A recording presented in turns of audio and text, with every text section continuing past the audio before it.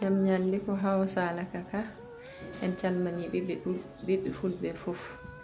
caggal nde Baydaw ƴecciɗino ɗo konge o tegiɗe ɓiɓɓe fulɓe ha tengti ɓiɓɓe fulɓe ɓe wonɓe Togo Darou Mousti mbaɗɗen ƴettuɗen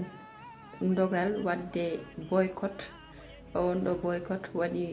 haalani men bo yimen wen mbaɗ bo ko porte parole men Cheikh Adjouma Ba Togo Guetto Ato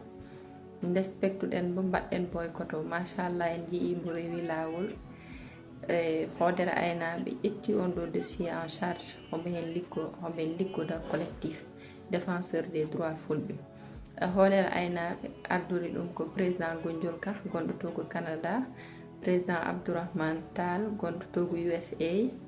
ardori ɗum ko Saykou Gari Boulaka gonɗo ɗo ɗo Thiès e yahdiɓe mum ɓe ƴetti on ɗo dossier en charge heɓen liggoda collectif défenseur des droits fulɓe gandinɗane min o eten min waɗi mo créé miɗa hen liggoda kayi ɓamɓe gandinɗane miñiɓamo mawniɓamɓe ganduɗa ɓen hen liggo ko machallah hon nodde onon foof ɓiɓɓe fulɓe garon jaggono oɗo combat kala no mbawɗan hen jagguel ko woni du'a woni finance woni communication porteur de voix onon fof on du'a yo on gar jaggono oɗo combat e kala no mbawirɗon gandon leñol fulɓe si goto memama hen fof en memama e hen jiiɗeɗo balɗe ko koreji men ɓiɓɓe men dajata koɓe mbaɗate ndiɗo lestini gonɗen wadde gimmoɗen mbaɗen unir nos forces pour mbawen wad gagné oɗo combat hen gandi hen démarche uji ɗi gandinɗani pour nawde o mo gandinɗani kam layi ɗum e lawol waɗa liggey mum mais aussi hen mayen bindu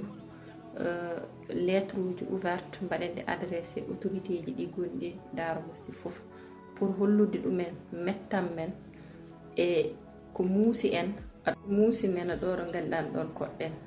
e ko yekkitte ko ganduɗan ko ɗum jaadaki hene tagui e dow leñol men hene tagui e dow men ɗum gandinɗan ɗum woni gana en jonnata ɗum abadan daiman donc hen jogui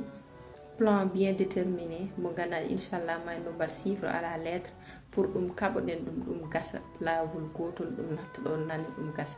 donc on jarama onon foof on noddama on mbaɗama erago